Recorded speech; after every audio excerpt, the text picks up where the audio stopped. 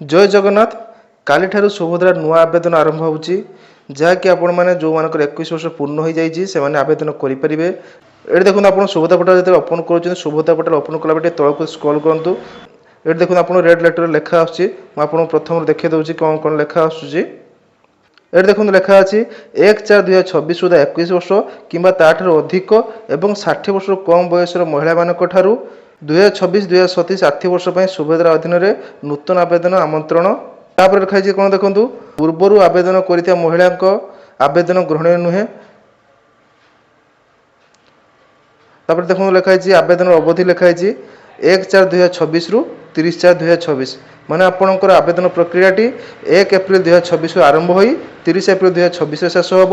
तेणु जो मैंने आपंकर आवेदन करने चाहूँगी आवेदन करने योग्य अच्छा से 1 एप्रिल माने काली ठारू आवेदन करेंगे और शेष तारीख रही 30 एप्रिल 2026 माने गोटे मास आपण पाखे अच्छी। तेणु जदि आपण मैंने योग्य हो जाती आप आवेदन करी आपण वर्ष को 5,000 कर 2टी किस्ती 10,000 टंकार लाभ उठे पारे। एपण देखो क्लीयर लिखाई तेणु 2026-27 आर्थिक वर्ष जो सुभद्रा योजन काली आवेदन आरंभ हम से कौ मैंने आवेदन करेंगे जो मानकर बयस 31 मार्च 2026 सुधा 21 वर्ष हो कि ऊर्ध्व हो से एप्लाय करेंगे।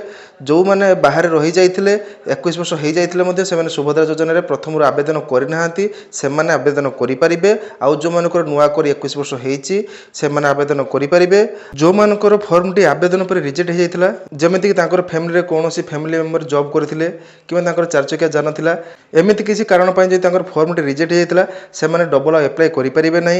आउ जो मान प्रथम किस्ती द्वितीय किस्ती पाइला फर्म टी रिजेक्ट होता से आवेदन करेंगे ना।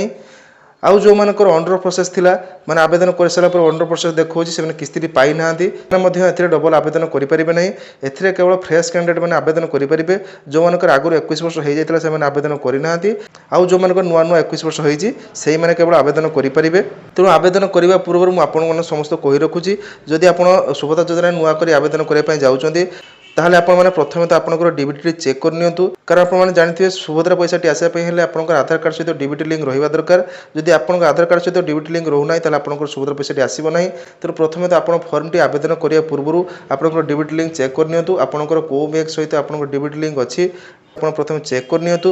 तेणु से बैंक टी जदि आपनकर ठीक ठाक चालू अछि तो ठीक अछि। जदि आपनकर से बैंक को नहीं किछि प्रॉब्लम अछि आ आपण जो बैंक एबे करंट यूज करछन्ती ताको डीबीटी नले चेंज कर दी परिबे। तेणु आपनकर डीबीटी को नहीं जेकोनी समस्या अछि ताको आगे समाधान करनियंतु तापर आपण फॉर्म टी आवेदन करि परिबे।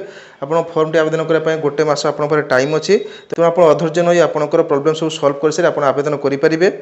आ जो मैंने नुआ कर आवेदन करुँच सुभद्रा पोर्टाल को आसी आपंकर डिटेल्स सब देखिपारे। देखो लिखाई तले आवेदन प्रक्रिया तापर क्लिक कलापर आप समस्त डिटेल्स एमती पाइपर एमती देखो लिखाई आवेदन प्रक्रिया तापर देखो हिताधिकारी चिन्हट केमती करेंगे समस्त डिटेल्स एमती लिखाई समस्त योग्य हिताधिकारी मूल्य आवेदन करेंगे। सुभद्रा फॉर्म केमती आवेदन करेंगे आप सुभद्रा पोर्टाल ऑनलाइन आवेदन करेंगे।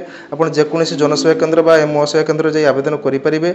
आपंकर सुभद्रा फॉर्म टी आप अंगनवाड़ी तरफ आनीपारे। तेणु लिखाई देखो आपंकर केवाईसी केमती कंप्लीट करेंगे आपंकर केवाईसी कंप्लीट करने आप फिंगरप्रिंट द्वारा केवाईसी कंप्लीट करेंगे कि आप फेस ऑथेंटिकेशन द्वारा केवाईसी कंप्लीट करेंगे। आपंकर आधार ओटीपी द्वारा आवेदन हो पारे ना आपंकर बायोमेट्रिक लगे मैंने आपंकर फिंगरप्रिंट द्वारा आपंकर आवेदन कर। तेणु आप जो आवेदन करने जाऊँगी से आप फिजिकल कैंडिडेट जो आवेदन करेंगे सी निहाती जावा दरकार देले जाके आप आवेदन करेंगे।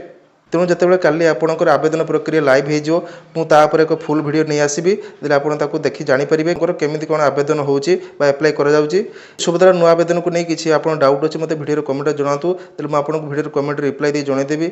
और जो चैनल प्रथम थर पर आसते सुभद्रार रियल टाइम अपडेट पाइबा चैनल को सब्सक्राइब कर रखि था जिते चैनल को सब्सक्राइब कर नोटिफिकेशन बेल आइकन ऑल पे सेट कर रखि था। जदि वीडियो भल लगी वीडियो लाइक करने सहित रिलेटिव सर्कल शेयर कर जन दिंतु। रोचे देखा आउ गोटे वीडियो सहित। जय हिंद।